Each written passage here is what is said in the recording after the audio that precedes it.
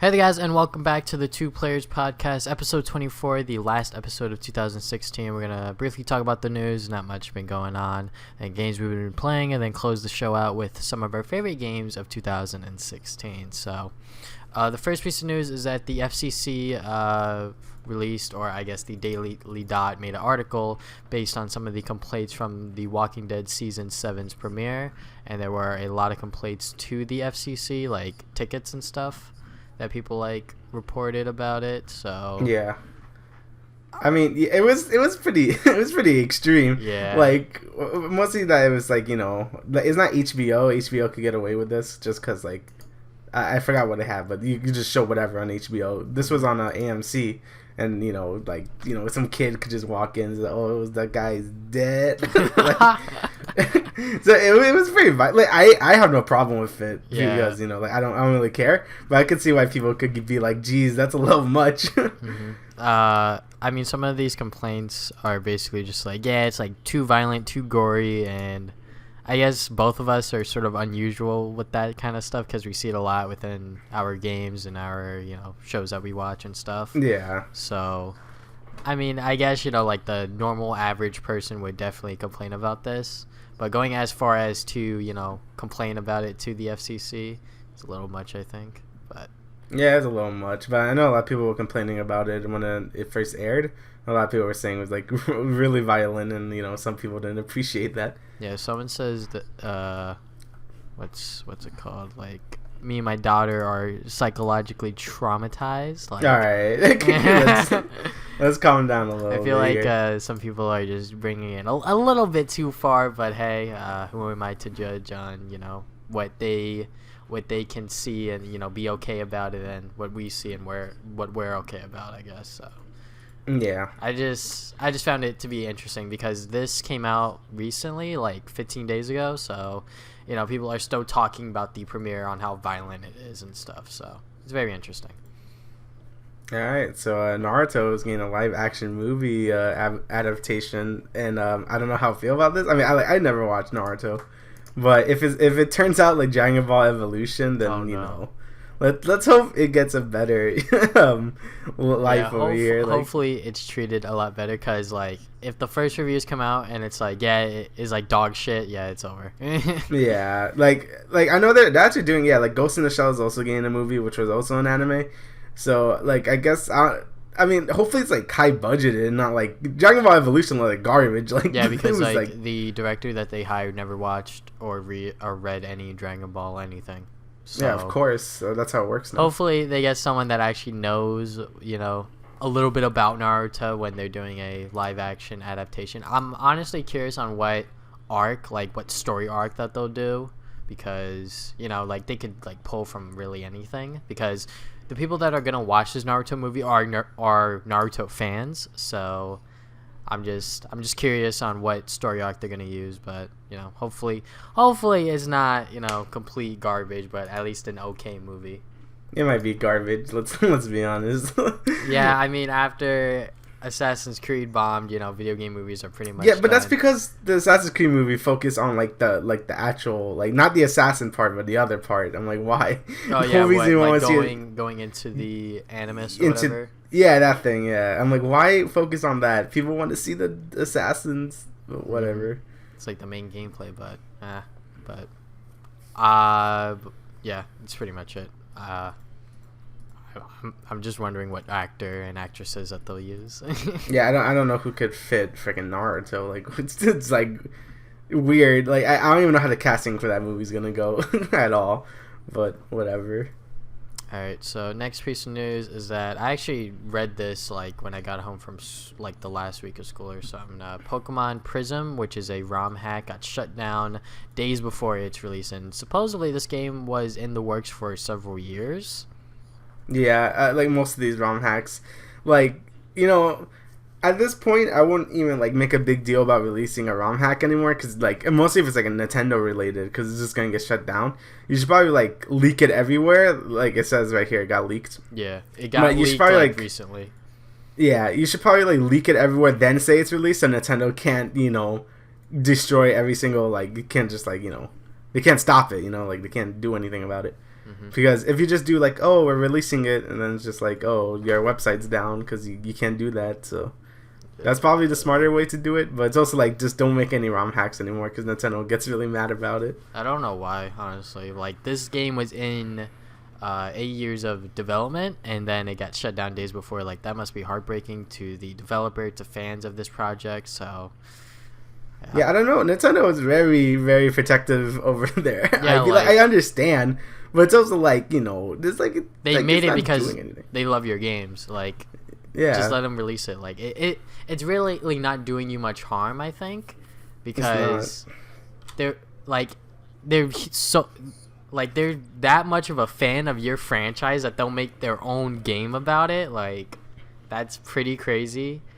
Yeah, So, I know. Recently, the Binding of Isaac, like a group of like modders, they made like their own expansion pack for the game. It's like really well done, and the creator of Binding of Isaac was very like cool about it. Like, he said, "Oh, we want to add it to our own, you know, just add it to the actual game," and that's really cool. You know, I think that's how they should approach things and not like attack people for making like fan made stuff. Mostly when it's good, like the Metroid 2 remake, like that was really good. So it's like, if it's quality, like, you know, maybe like at least negotiate with a person, like, hey, maybe we could like work something out instead of just straight up just, you know, destroying you. yeah, but like, if they just do it to the good ones, you know. That's true. I mean, there's a lot of garbage ROM hacks, but there's also like a lot of good ones too, and it just gets shut. Like, the good ones are gonna get shut down because they get the most attention. So I feel like Nintendo just shouldn't say anything. They're like, we didn't see that.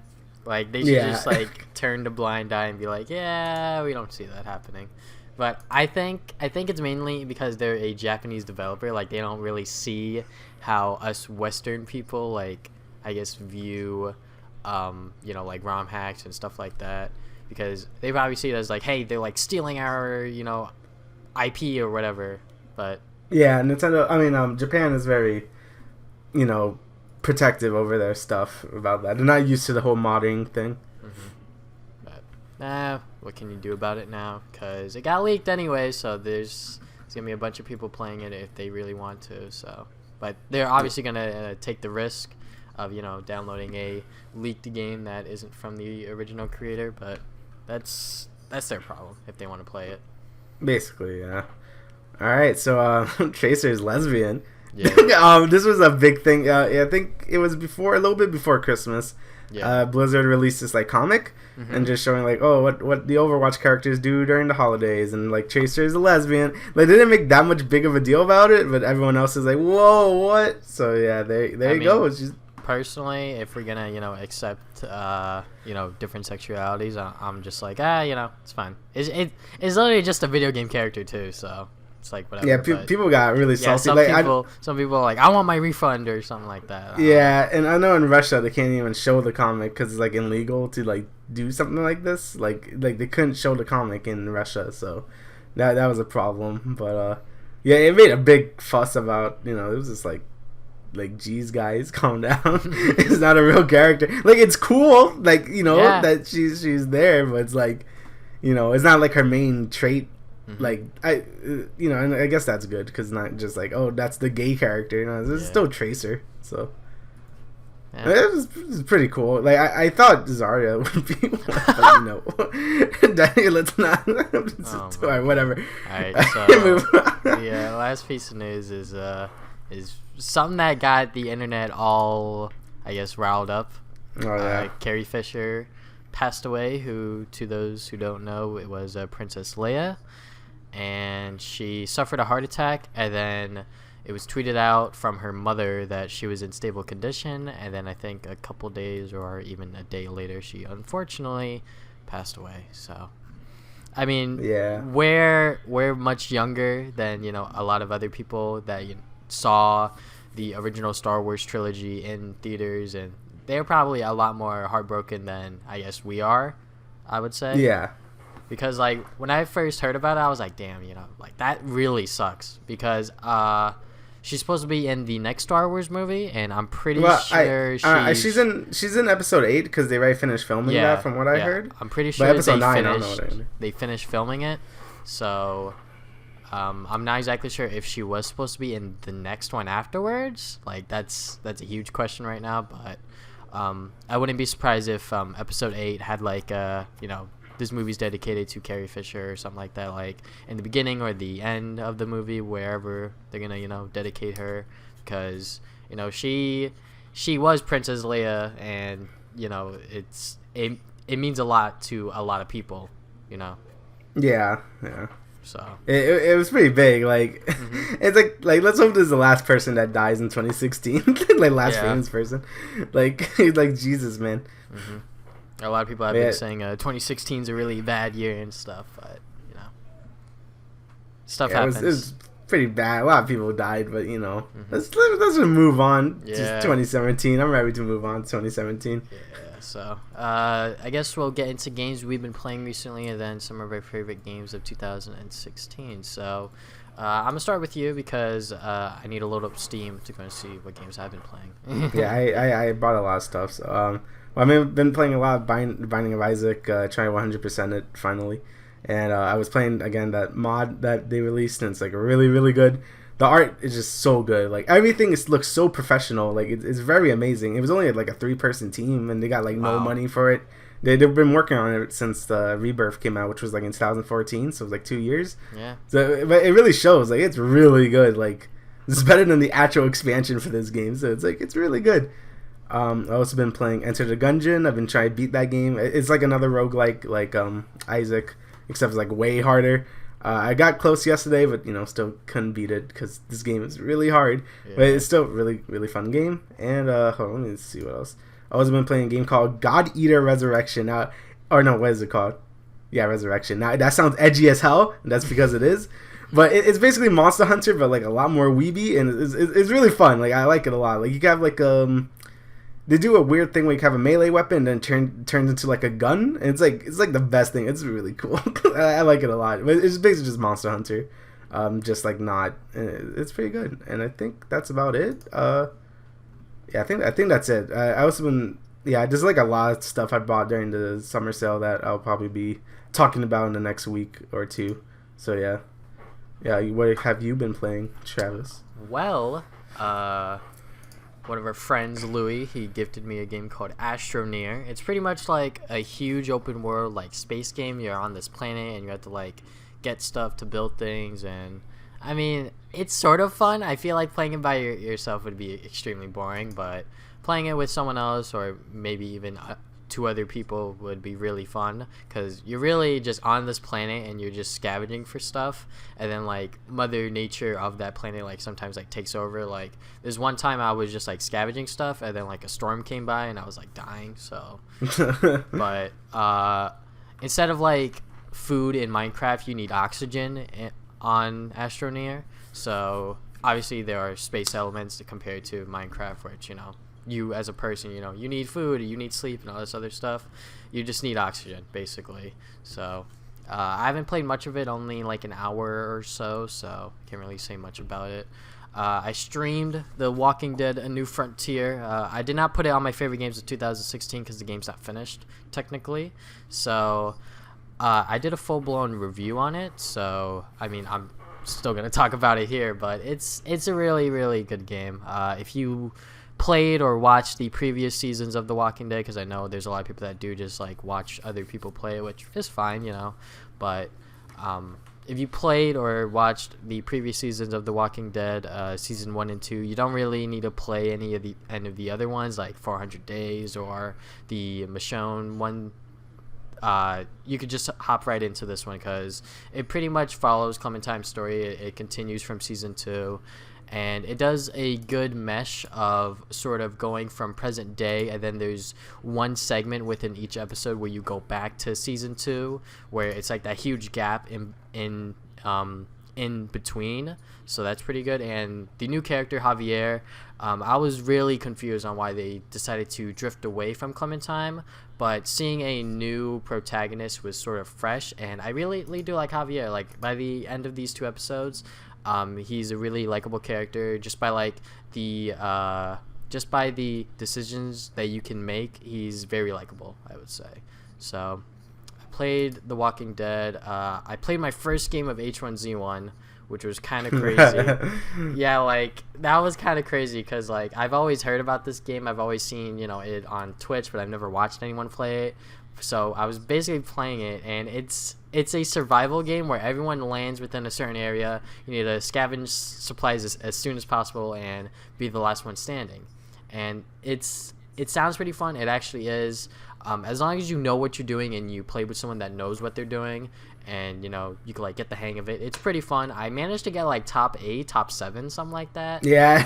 So that was like pretty crazy. If I like waited a little bit longer and like healed up, I probably would have got higher, but I was just impatient and I just died. But the game after, someone rammed a police car into the house that we were in, and I was shooting the car, but the guy, I think like this strat is to get into a car, run it or drive it as fast as possible, and then get out, and then just walk up to the house as they're shooting your car. So he pretty much killed both of us. That was pretty Jesus. funny. But yeah, I feel like if you know what you're doing, H1Z1's a really, really fun game. Played Batman Telltale. I'll talk about that later. Ultimate Chicken Horse and Duck Game. We've just been playing those just for funsies, I guess. Yeah. I love those games. One of my friends got me Firewatch, but haven't been able to play it. I actually did play some Overwatch, just for like, fun, quick play. Nothing much. I actually been grinding League of Legends a little bit. I know I'm all over the place right now because these games are just coming into my head. Played some League. I am currently plat 151 LP. I gained like plus 20, like more than 20 game or more than 20 points per game, so that's pretty good. But yeah, just been playing that. Is there anything else? I played a little bit of Smash, like by myself because. Oh really? Well, like I didn't play online because I was playing Smash because there was no internet because my brother was doing something. So I was like, I don't know what to play right now, so I'll just play some Smash. I was just playing it against computers. At first, I was like dying, like getting 2-stocked by like level 9 CPUs, but I eventually started like 2-stocking them. But it's like whatever. Until like after the internet went back up, I did not even play Forgoy. Like I did not care enough, but whatever. Yeah, I think that's all I've been playing. So I guess we'll get into our favorite games of 2016 now. So we'll go one game at a time. So I'll start with you. You talk about one game, then I'll talk about another, then we'll just rotate from there. All right, the last one we should say is probably our game of the year, so I'm just going to move this down. Hold on a second. Yeah, like our favorite game of the year. Yeah, I'll talk about that last. All right, so the first one I have here is Doom. Doom is really good. It really, when the multiplayer beta came out, a lot of people hated it. Like, I heard it was awful. It did not play like Doom at all, and everyone hated it. I'm like, oh, this game is probably gonna suck. Like, whatever, that sucks. But then once the single player came out, everyone loved it. So I'm like, all right, I need to play this game. So I bought it on like a sale, and I played it, and it's like really good. It's there's a bunch of secrets that just like the original Dooms. Like those old FPSs are very maze-like in their level design, so you can find like a bunch of secrets and stuff, and it's like very fun. Like it's very Metroidvania-y. And the gunplay just feels fantastic. All the upgrades feel really good. All the guns actually hit really hard, and it's just great. Like I actually love that game a lot. And a lot of people have been giving it a game of the year also. So yeah, it's a great game. I don't know how much it is on the Steam sale right now, but I think it's like $20. Yeah, I think right? it's actually $20. Yeah, it's like $19.79. Like you should get it. It's like really good. If your PC can run it. Yeah, if your computer can run it, yeah, it's pretty intensive. It's beautiful too because it's made by id. They know how to make some good engines. So yeah, that game is really good. All right, so you want to go for yours? Well, yes. We could talk about Ratchet and Clank at the same time. Oh yeah, Ratchet and Clank. I forgot for that game. Jesus. But first game I'm going to talk about is Kirby Planet Robobot. That one too. Jesus Christ. So Kirby Planet Robobot, it's pretty much the way I would describe it to anyone is it's Triple Deluxe but with mechs, and it's a lot better, I would say, because in Triple Deluxe you got the Hypernova ability or whatever, but it suck. Yeah, it didn't. all you did was like suck things up, and like it wasn't as fun as like the mechs are, because the mechs you get to use the power-ups that Kirby gets, so like the sword, the wand, all those like different powers that Kirby can use, you can use on the mechs as well. So that is the best part about Kirby Planet Robobot, is why it's better than Triple Deluxe. So if you like Triple Deluxe, you will like Planet Robobot. Also, the soundtrack's pretty good as well. So yes. I totally forgot. All right, so I guess you can go again with your next game. All right, so I guess I could. Wait, do you have Ratchet and Clank on there? Do you want to talk about Ratchet and Clank? You talk about Ratchet and Clank because I forgot about it. Well, Ratchet and Clank for PS4, I would say it's Insomniac's best Ratchet and Clank game in terms of gameplay, but not the best in terms of the story, because it is based off of the movie, which is based off of the first game. And what they did was they pretty much trim the plot down to like the most basic ever. Like they didn't really do any character development or anything like that. So, and also they like tweaked it a little bit. Like they added the Galactic Rangers, which have all of them have like no personality. Like they are not interesting at all. So the story is definitely the weakest part of the newest Ratchet and Clank game. But the gameplay and graphically, it looks great. Like it plays really well. It looks awesome. So even if you've never played a Ratchet and Clank game, you can start with this PlayStation 4 game just because of how good the gameplay is. Obviously, going back to the original PS2 game, you're gonna have a hard time after the improvements that Insomniac Games has made over the years of making so many Ratchet and Clank games. So.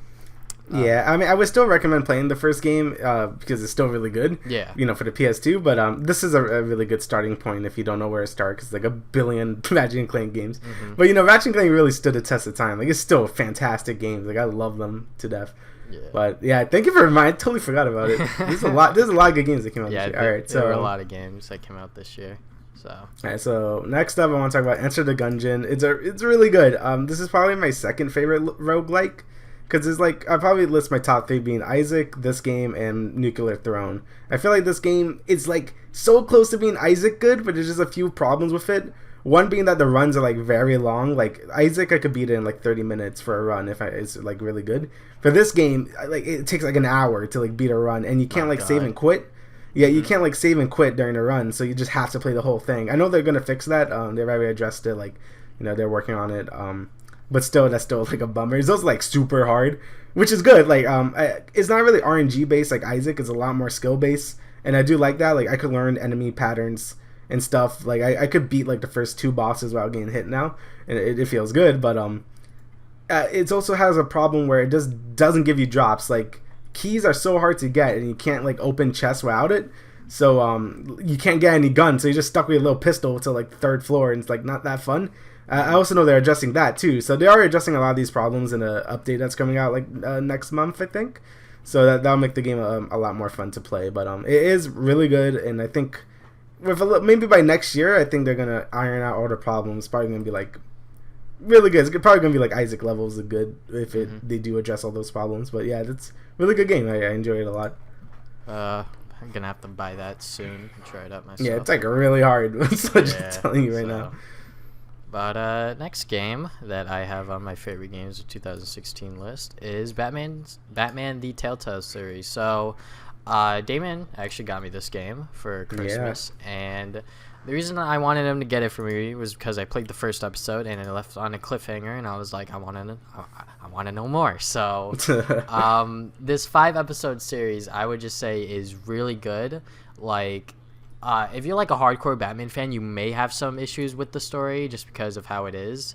But as a person that has never read a Batman comic in my life, but I've watched all the Christian Bale movies, I played all the Arkham games, I really did appreciate this Telltale series. It's really good. It explores both Bruce Wayne and Batman. Like, you get to play as Bruce Wayne a lot, so I found that to be very interesting, and it's very unique compared to a lot of the other Batman games where you're literally just playing as Batman. But in this game, you get to play as Bruce Wayne and make decisions based on that. So I found this game to be really fun and really thrilling.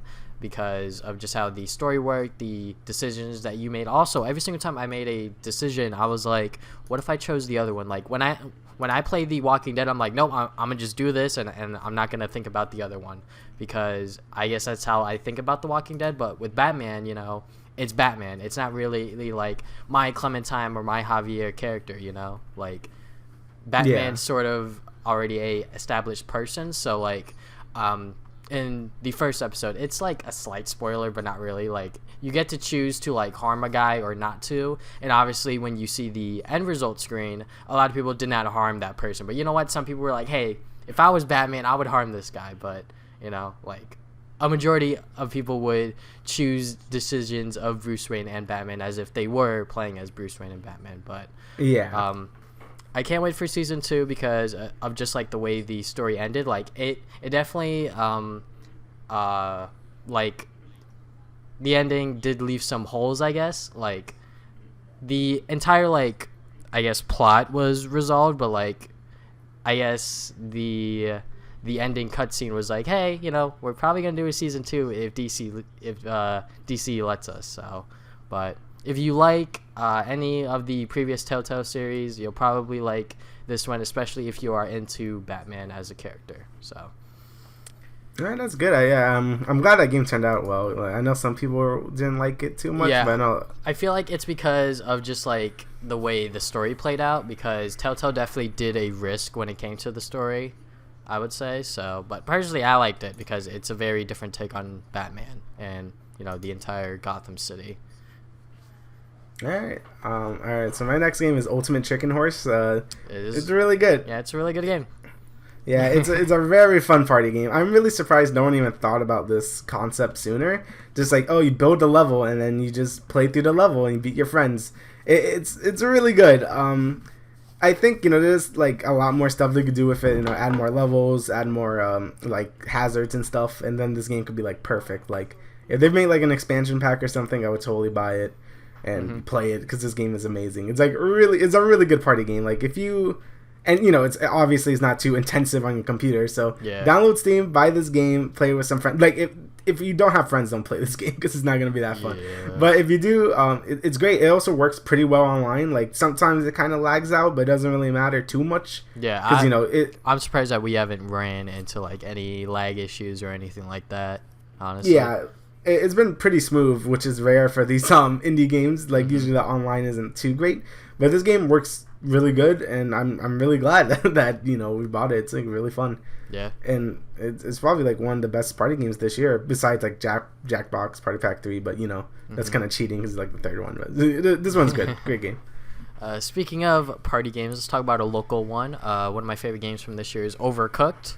Oh yeah, it's probably the best couch co-op game this year, just because of like the goal of it, and like there's some sort of strategy to it as well. All right, so basically in Overcooked, if you've never heard about me talk about this before, Overcooked is a game where you and your friends have to get food orders done. And in order to do that, you're going to have to work together as a team and get those food orders out as quickly as possible, because then you'll get a higher tip. With that tip, you'll potentially earn more stars, and the more stars you get, the more levels you'll unlock. And every single level is different. There's some sort of gimmick to it, like sometimes the platforms will move around, or like there's going to be trains or like buses that'll like move and stuff, and they have like ingredients and like stuff on there. So every single level is different, and there's some sort of strategy to it, and it's always crazy. It's always frustrating at times as well, but that's always part of the fun, I think. So Overcooked is just like a really like, it's pretty genius as well. So it's just a really, really good couch co-op game. Yeah, it's really fun and like very stressful, but it's still a really fun game. I do enjoy it a lot. All right, so my next game is Fire Emblem Fates. I didn't beat it yet. I didn't beat Birthright. I didn't put it on my list just because I didn't finish it, so I feel like I wouldn't have much to talk about it. But it's still like a really good, because look, right before this game came out, I played through all of Awakening. I put like 40 hours in Awakening. I went straight into Birthright. I played 15 hours straight. I'm like, okay, I can't play any more Fire Emblem. I'm burnt out. But I still need to go back and beat it. But from what I played, it's really good. Like there's a lot of little changes they made that made the game a little more tactical and stuff. Like with you can't just stack units on top of each other. You have to like put them next to each other. So it's not like by the end of Awakening, I was just like, okay, just go on top of each other and just like kill them. Like it was pretty easy by the end. This game, I feel like you have to strategize a lot more, and I do like that a lot. And yeah, it's great. I do need to beat it still. Like I'm almost done with Birthright. I'm like at the end basically, and then Conquest, and then the third one, the Revelation or whatever. I don't know what that one was called, but yeah, it was great. I think the story's it's okay, but it's not as good as Awakening. Awakening was pretty generic too, but it's like I thought it was a little cooler because of the time travel thing. But it's still good. It's still a great game. Like I like it a lot. Alright, so my next game is Gears of War 4. I actually didn't play any of the multiplayer, but just from the campaign, I really did like the game. Well, first up, Gears of War 4 is not developed by Epic Games. It's actually a completely new studio. They worked on the Gears of War Ultimate Edition. So from there, they moved on to Gears 4. And Gears 4, it's very smooth. Like, it definitely feels like a Gears game. It looks like a Gears game. And yeah, like, if you love Gears of War, you should definitely try this out. The campaign is okay. A lot of people have complained about it just because of how one-dimensional the characters are and just stuff like that. Also, the ending really got me, like, not like emotionally, but like it like ticked me off just because of how it ended. Like, it was going so well, and then it ended, and I was just like, wait, what? Like, I'm gonna have to wait for Gears 5 to know on how this concludes. Like, there's like no resolution to it at all in terms of the story, so I felt kind of disappointed. Also, it's like a soft reboot, like Star Wars The Force Awakens. So basically, there's new characters, but you'll see old ones pop in. So like Marcus Phoenix and some other ones that'll pop in towards the end of the game, but I'll leave it at that. But still, I really did enjoy Gears of War 4. Also on PC, it looks great. Like, it was optimized really well, I would say. That's great. So, yeah, I love that. But I'm gonna just have to wait for the sequel. Also, I heard, despite me not playing the multiplayer, I heard the multiplayer is actually like the best part of the game, which is why a lot of people rated it so high. Like, they said, yeah, you know, the campaign sucks, but you know what, this multiplayer though, like, it's really good. So I currently don't have Xbox Live Gold, and I don't plan on getting it anytime soon, but hopefully when Gears 5 comes around, the campaign's better and the multiplayer stays the same and probably gets better on the way there. Alright, so my next game is Stardew Valley. It's a fantastic game. When I first got it, I played like 20 hours straight. Like, I couldn't stop playing it. So basically, Stardew Valley is just like what was that game? Harvest Moon. Yeah, it's just Harvest Moon, just like with a lot more stuff in it. It's great. You know, you farm stuff, you meet people, you could fish, you could go on the mine. Like, it sounds boring, but it's not. Like, it's like the most relaxing game ever. And I fished for like 5 hours. Like, I couldn't stop. It's really good. Yeah, and then they did release a big content patch where like there's you got like a new starting farm and how you like adjust things. You could divorce people, so that's cool. I heard that was a complaint. It was like, man, I can't divorce the person I'm with or something like that. Yeah, because sometimes you want to see what the other people have for you. But yeah, it's great. I know they're going to add multiplayer to it later, which could be kind of cool. But it's a great game, really relaxing game. Yeah, you should get it if you like Harvest Moon or like Animal Crossing or anything like that. It's great. But, you know, obviously you have to be that type of gamer who likes it because it's very, like, mellow. Mm-hmm. But it's good. Alright, so my next game is Dragon Ball Xenoverse 2. This is probably, other than Fire Emblem, this is probably, like, the best RPG I played this year. It's just really fun. Like, as a Dragon Ball Z fan, you know, I know most of the story. I know how stuff goes and stuff like that. And this game doesn't really dive into those details, so I really did like that. Because the Dragon Ball Z timeline just gets screwed up, and it's up to your Dragon Ball Z character to fix it. So just going to certain points of Dragon Ball Z history and fixing it with your own character that you made and you customized yourself and stuff like that is just really cool. And, like, the gameplay, it's very simple and flashy. Like, doing combos and, like, doing moves and stuff like that is just very simple, and it looks very nice.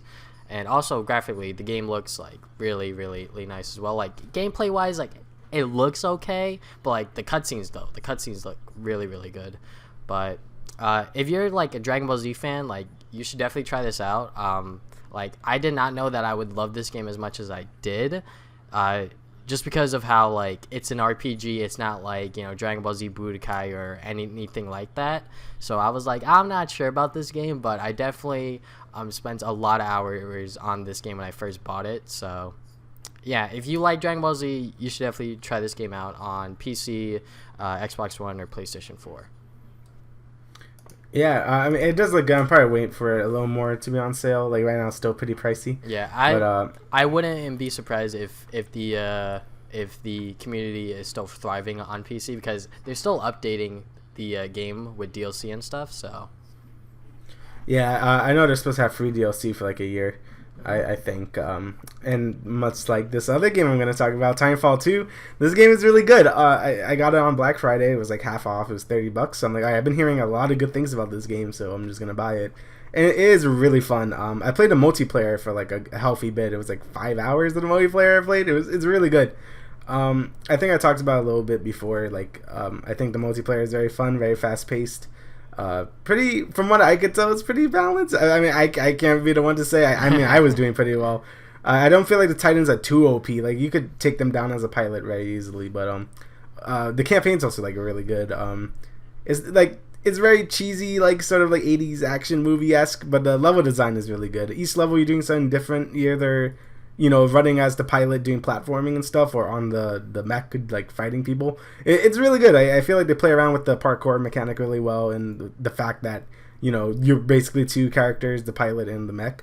So I think it plays into that really well. It's a really good game, and it's gonna have free content for like a year. That's I know they pretty released good. like they really because like, I know Titanfall 1, they were like, we're just gonna shove in a bunch of DLC, and then it was pretty bad with Titanfall 1, but with this game, I think they're in the right direction, because no one likes map packs. Like, no one, like, it just divides a community.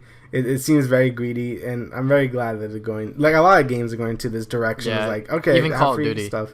Yeah, because map packs are just like so old and dated. Like, it just doesn't work anymore. So I'm glad. I mean, I know this game didn't sell too well because it was in between Call of Duty and Battlefield 1, so that it was pretty bad. But this game is great. I love it. You should buy it. I think it's still like $30 right now. Yeah. But I think that's it. All right. How many games do you have left on your list? I have. Well, how many do you have? I have 2 left at the moment. I have. Well, I have 3. Yeah. Okay. So I guess I'll do my last game, and then you could blitz through 2 more. So yeah. The best multiplayer online game I played this year was Overwatch. Okay, well, I only have one more game to talk about. Hello? Well, 2 more games to talk about. Alright, so Overwatch is a very fun 6v6 game. There's a bunch of different heroes to play with different classes. You got tanks, you got supports, defense, attack, all these like different characters, and like they all play differently too. Like, none of them are very similar. They all have their own ultis, which are very useful at times.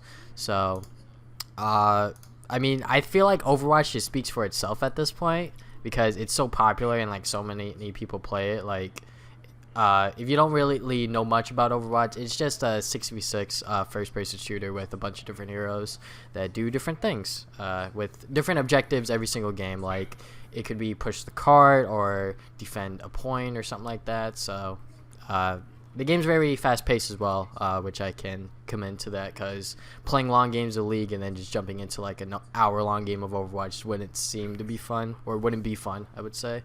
So I'm very glad that quick play is a thing in Overwatch. So yes, because I feel like competitive also kind of like, play so many games to like win, because it's like best out of like something I forgot, but be there for a while. In quick play, just get in, get out. It's fun. That's what I think Overwatch is meant to be anyway.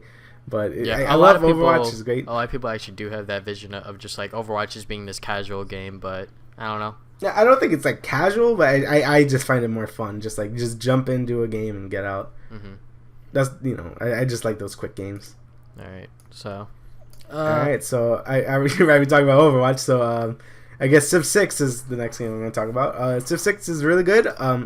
Brings in a lot of the good stuff from Civ 5. It still has problems, like the AI is pretty bad, Like, they will always go to war with you in the first few turns and throw in so many units at you. They were throwing like at least 12 warriors at your like capital, and you have like a warrior and like an archer, and it's like horrible. But after that, they do nothing the whole game, and just like you just kill everyone. So like it's pretty bad AI, but the game itself is very good. Like, if they could iron out, and they've been patching it, making the AI a little bit smarter and not like so aggressive in the beginning, and evening it out throughout the whole game.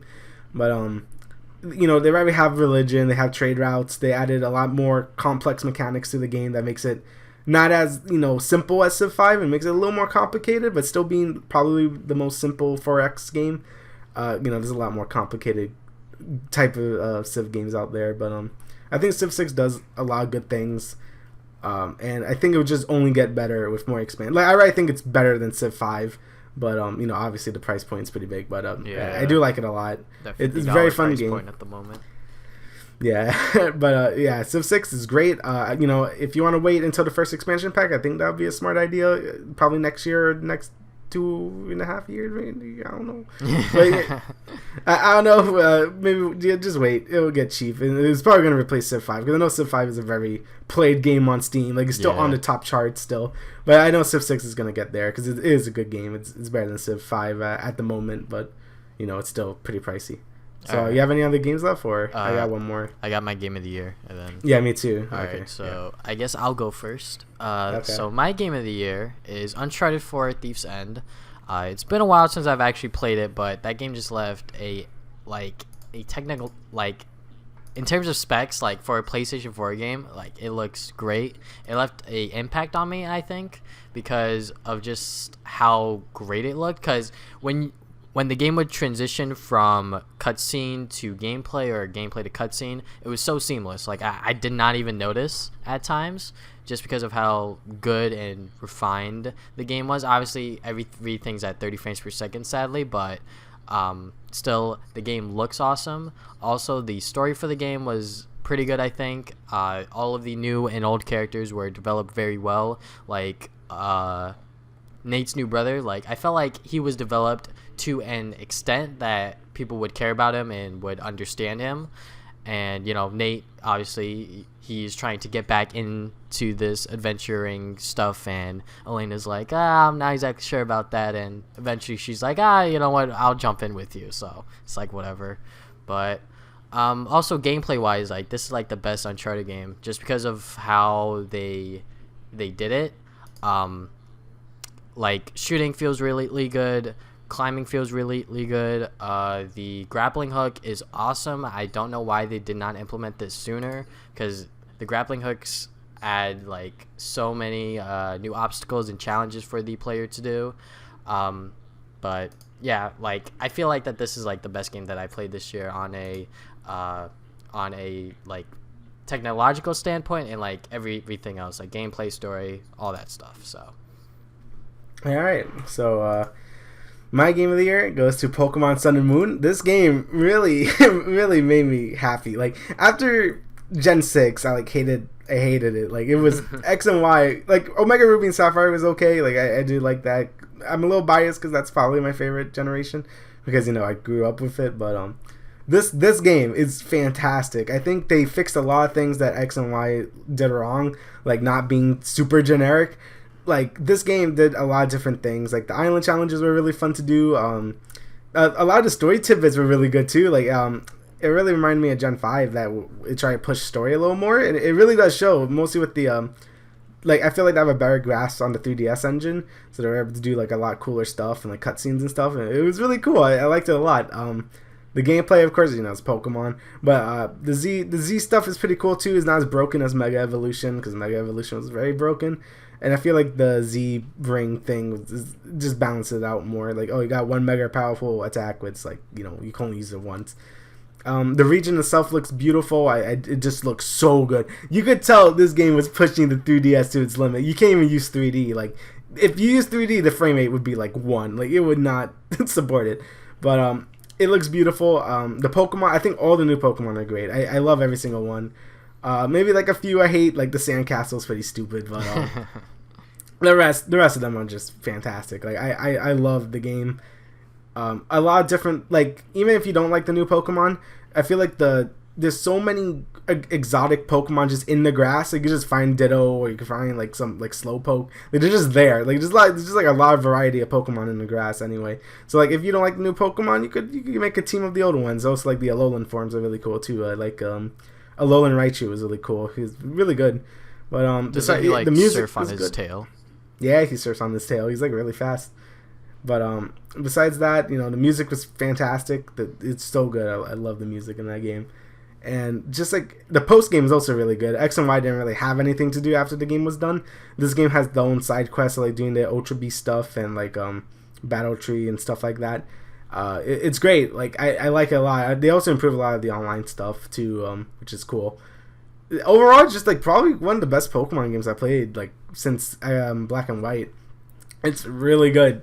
If you don't have it, you should buy it. It's really good. It's also pretty long too. It took me like maybe 35 hours to beat the main story. I think I was also taking my time. Like, I was not rushing through that game at all. By the end of X and Y, I just wanted to like shoot myself. Like, just please just end it. But this game, I was like sad when it ended. I'm like, wow, I actually really like this game a lot. So yeah, I was expecting to like it, and I knew it was gonna be better than X and Y, but I was blown back by just how good it was. Like, it's really good, and everyone should play it. It's fantastic. All right, well, those are our favorite games of 2016. If you guys got this far throughout this video, you might want to comment down below to go and let me know that you got this far, and maybe comment down some of your favorite games of 2016. And I think that's about it for this last episode of 2016 for the Two Players podcast. We'll see you guys in 2017 with the next episode. So see you guys then. Later.